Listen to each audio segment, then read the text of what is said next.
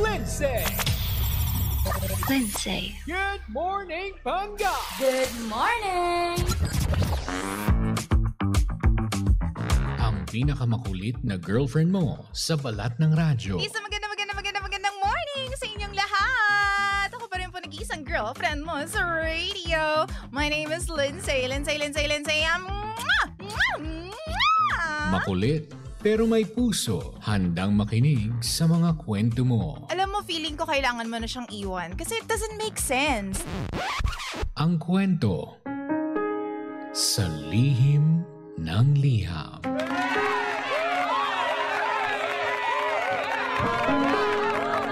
Mahal kong Lindsay, hindi ko na po pahahabain pa ang problema na ito. Actually, mabilis ko lang po ikikwento kasi hindi po ako magaling magsabi ng stories. Pero grabe na po yung bigat na nararamdaman ko. At halos mabaliw na po ako kakaisip sa problema na to. By the way, my name is Chari. DJ Lindsay, tamad po ang boyfriend ko na mag-chat. Kaya ever since, nakasanayan na po niya na dinadaan niya yung mga message niya through voice message. Yun po yung magre-record ka imbes na magta-type ka. Minsan po, out of nowhere, na wrong send po siya sa akin. Tapos bigla niyang dinelete. Akala niya hindi ko nakita. Na-play ko pa nga eh. Ang bungad ng message niya is, Yobo. As in, Yobo. Tapos nag-send siya ulit ng, remind kita later, 6:30 p.m. sa B Resto. Siguro mga 2 minutes, bigla siyang nag-delete. Ang di niya alam, nakuha ko na yung message. Hindi ko talaga alam kung napansin niya na nabuksan nga. Bigla na lang siyang nag-message sa akin at tinanong niya kung nasa work daw ba ako. Sunod-sunod yung mga tanong niya sa akin. Di naman siya ganun dati. Alam mo yung feeling na siguro, tinitingnan niya kung nasa work talaga ako. Tapos, chinecheck niya kung napakinggan ko ba yung message niya. Ang tawagan nga pala namin, DJ Lindsay, ay Lovey. Kaya nagtataka ako bakit biglang Yobo yung narinig ko. DJ Lindsay, since mahilig ako sa K-drama, alam na alam ko yung Yobo. Sa K-drama po, honey ang ibig sabihin nun. Kaya naman po nag-early out ako para makapunta dun sa resto na sinasabi niya. Naunahan ko po silang dumating ng Yobo niya. Nagkagulatan kami, DJ Lindsay. Pero hindi po ako nag-eskandalo. Kitang-kita ko sa mata ng boyfriend ko, nagulat siya sa akin. Nanlaki at para bang nakakita siya ng multo. Nauutal pa nga siya nung time na yun. Di niya alam kung anong sasabihin niya. Di niya alam kung mag-hi ba siya sa akin o kung ano pang pwede niyang sabihin. Ang sabi ko na lang po sa boyfriend ko, kung sasama ba siya sa akin palabas. Kasi pag sumama siya, walang away na mangyayari. Pero kung mananatili siya dun sa loob, titiisin niya yung mga sasabihin ko na sisiguraduhin ko namang maririnig ng ibang tao na nandun sa resto. DJ Lindsay, hanggang ngayon, hindi pa rin ako nakikipag-break sa kanya. Kasi alam ko naman na kapag nakipag-break ako, silang dalawa yung magkakatuluyan. Ang tapang ko pakinggan, no? Pero sa totoo lang, DJ Lindsay, durog na ako.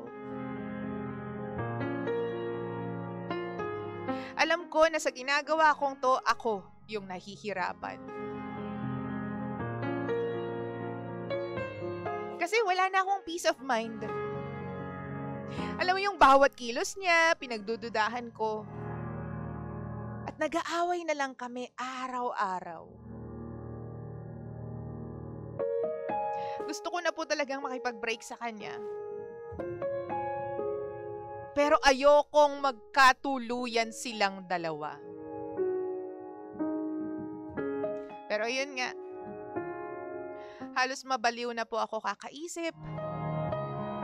As in, wala na talaga akong peace of mind.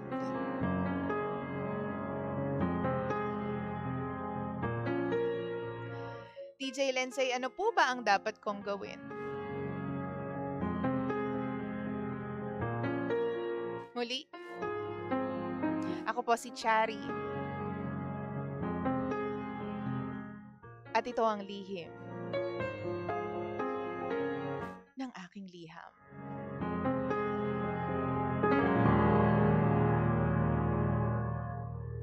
Lihim ng liham.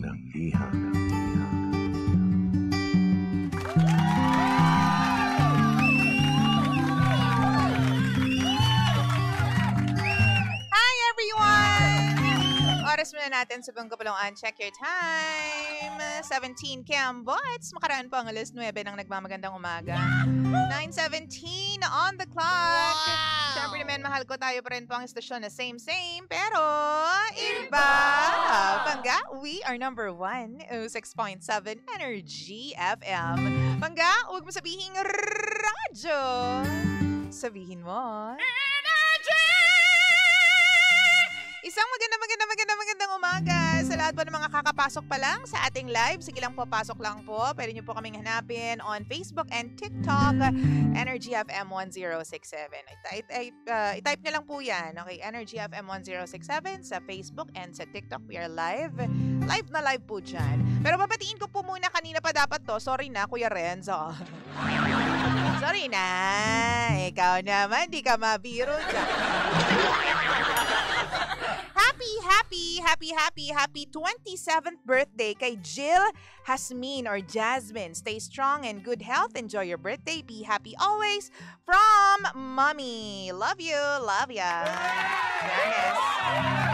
Dami nagbe-birthday ngayon At kung ikaw din, isa sa mga nagbe-birthday ngayon, happy birthday to you. Happy birthday! Happy birthday. Wow! Sana maayos ang kalagayan mo. Diba? Sana mabuhay ka pa hanggat gusto mo. Yung iba naman, ang wish ko talaga para sa inyo, sana mabuhay pa kayo hanggat ayaw nyo na. Happy birthday! Happy birthday. Ay, nako. Mahal ko, Bangga ko, baby ko, ano nga bang gagawin natin kung ikaw po ay nandito sa sitwasyon tulad po ni Chari? By the way, ikaw po ay nakikinig sa Lihim ng Liham. Ang programang wala kang matututunan talaga. Pero meron kang mararamdaman. Huy! Iba yun. Halika na! Ano nga bang gagawin mo kay ikaw si Chari? Kasi sa time na ito, talaga naman daw pong wala na siyang peace of mind. Dahil nahuli niya on the spot, as in on the spot talaga yung kanyang boyfriend, may kasamang iba. Nakuha niya yan dahil nga po sa bigla niyang pag-play, nung voice message. So, doon nagkamali ng send. Ito kasing jowa. Pag mabuting tao ka talaga, na hindi mo kailangan hanapin yung mga pagkakasala ng jowa mo. Na hindi mo kailangan mag-imbestiga pag mabuting tao ka. Kasi sa kusang ibibigay sa iyo yan. Ng universe. Wow! Tulad ng nangyari dito kay Chari, di ba? Naniniwala talaga ako dyan. Mahal ko, Bangga ko, baby ko. No? So, i-comment nyo na po yung mga pinaniniwalaan ninyo, kailangan ninyong sabihin so that you can help Chari, diba, face this problem that she is actually on right now. Wow! At halika, magbasa po tayo ng ating mga messages right now. Punta tayo sa Facebook natin, facebook.com/energyfm1067. Sabi po dito ni Merlin, "Hi, nako ate, anong klaseng mindset yan?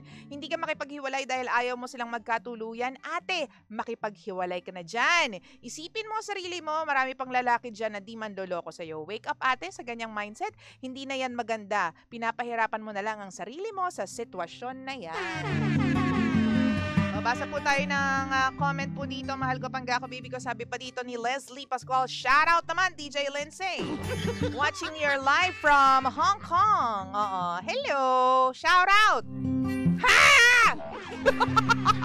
Shout out talaga. Hello naman po sa inyong lahat. Hello, Ate Leslie Pascual. Hello, good morning. And sino po yung mga nandito? Sabi pala niya, pabayaan mo na yan. Pabayaan mo na sila kaysa nakikipagsiksikan pa siya dyan. Bitaw ka na dapat, ate. Sabi naman ni Aristio, Hiao, learn to let go. Know your self-worth. Don't put your mental health at stake sa mga taong walang kakwenta-kwenta. Diba? Sabi naman ni Arch, my friend, hindi ka pa din nakipag-break kahit durog na durog ka na? Masokista ka din ba, no?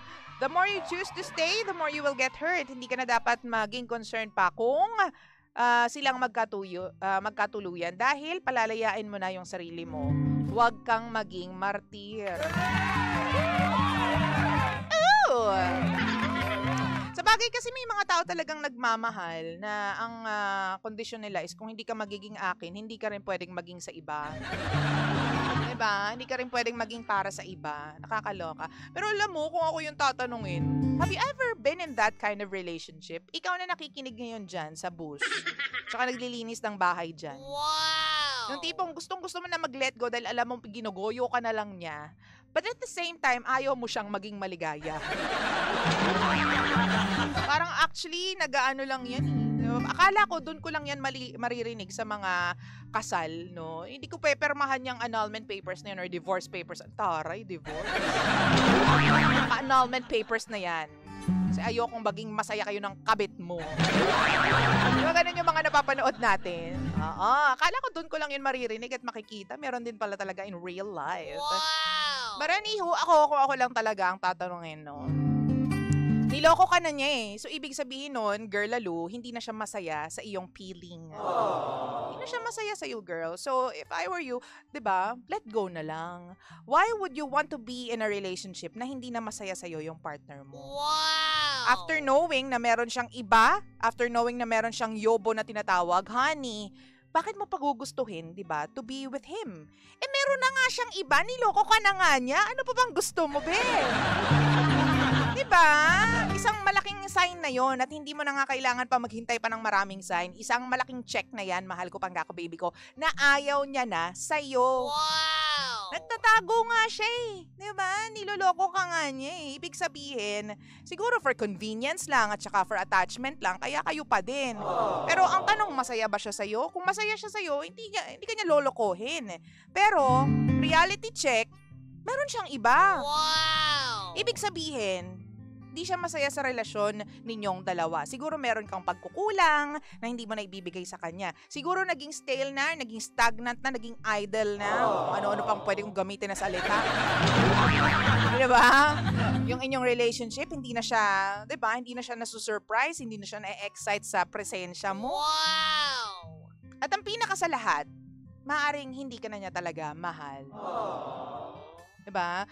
May deeper meaning or may deeper reason why nagawa niyang manloko sa'yo or lokohin ka. Pero kung ano pa man yan, ang ending nito is niloko ka niya. Kaya, para hindi na mas maging mabigat pa yung load sa kanya at sa'yo, why not do him a favor? Diba? Break up with him na lang.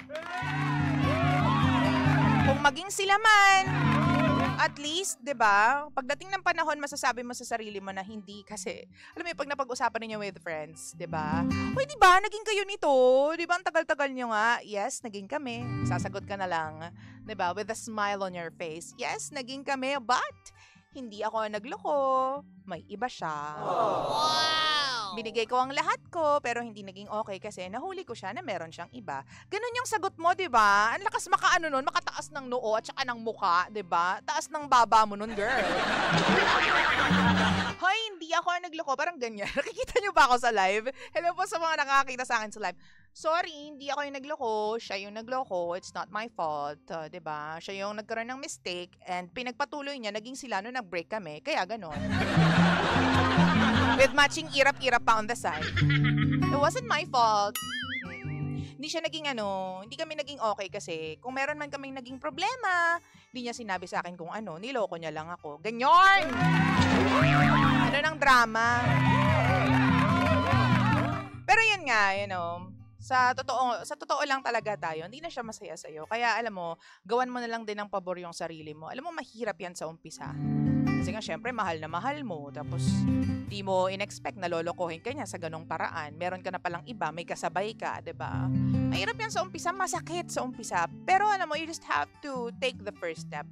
Diba? Isang beses lang. Mag-decide ka lang muna na ayaw mo na. Iwan mo lang siya. Yun na lang muna yung gawin mo. After nun, i-face mo na yung consequences niya. Wow! Gigising ka sa umaga nang wala kang voice message mula sa kanya. Unti-unti, take it one step at a time. Maaalis mo rin yung sarili mo sa sitwasyon na yan. Pagdating ng panahon, tatawanan mo na lang na nakipag-break ka sa kanya, na umiyak ka dahil nakipag-break ka, diba? Dapat wala ka ng pakialam kahit magkatuluyan pa sila. Wish them luck, wish them well. Alam mo, kahit magkatuluyan yung dalawang yan at nakuha nila yung kanilang relasyon, nabuo yung relasyon nila sa panloloko, girl! Sabi ko sa'yo, may karma tayong tinatawag. Makarma man sila o hindi, bumalik man sa kanila, bumanda man sa kanila yung ginawa nila. Pag nakipag-break ka sa kanila, wala ka na dun. Yaan mo na sila. Wow! Bigyan mo na ng, alam mo yon, i-free mo na yung mind mo from anything that is related to this guy. It's a relationship ninyong dalawa. I-free mo na yung self mo, i-free mo na yung mind mo, i-free mo na yung heart mo, from all the stresses of that relationship. Diba? Sabi pa dito ni Nestle, ate naman, huwag ka na magbulag-bulagan, kitang-kita mo naman, ipagdasal mo na lang yan. Totoo. Mahirap talaga yan, ipagdasal mo yan. Ipagdasal mo na sana magkaroon ka ng strength, taray. And courage, di ba, na lusutan yung gusot na yan, yung problema na yan. Na alam mo yun, tama nga, oo. Sabi ni Tony, he's got this bad habit of being a player. Totoo, di ba? Yan pa lang yung nahuli mo, bakla. Paano kung meron pa siyang ibang ginagawang magic on the side na hindi mo nahuhuli, na hindi mo alam, di ba? Sabi naman ni Darwin, masakit talaga kapag on the spot ang panloloko niya sa'yo, Chari. Pero please lang, huwag mo nang antayin na magkaroon pa ng mental breakdown. Kung mananatili ka sa kanya, umalis ka na dyan sa partner mo, nasa na yun? Nawala bigla. Mabilis kasi. Kung mananatili ka pa dyan sa partner mo, if you want peace of mind there. Thank you very much, Darwin. Sino pa? Basahin po natin yung ibang mga pangga pa natin na nandito. Hello kay, sa mga nagzuzumba now, lamon later. Iloloko nyo yung sarili ninyo, Zumba. Sarap nga naman kasi magpapawi sa umaga, di ba? Pero, ayun, ang sarap din kumain after ng zumba. Zumba daw. For me, it's zamba, not zumba. Charot. Arte, be? 9:29 na po ng nagmamagandang umaga. Chari, hindi ka magiging okay kung hindi mo pababayaang bumitaw yung sarili mo dyan sa lalaki na yan. You know what you deserve? You deserve someone na hindi ka lolokohin. Siyempre, deserve naman nating lahat yan. At ikaw, mapapasayo lang yan kung bibitawan mo na yung relasyon na yan. Kung aalis ka na sa relasyon na yan. Huwag mong hayaan na mukha ka na lang syungangers dyan. Alam mong may iba yung jowa mo, tapos mapapayag ka na ang tawag sa'yo girlfriend pa din. Wow! Anong silbi na girlfriend ka nga pero may nilalaro naman on the side? Alam ng ibang tao na ikaw yung girlfriend. Di ba girlfriend ni ano yan?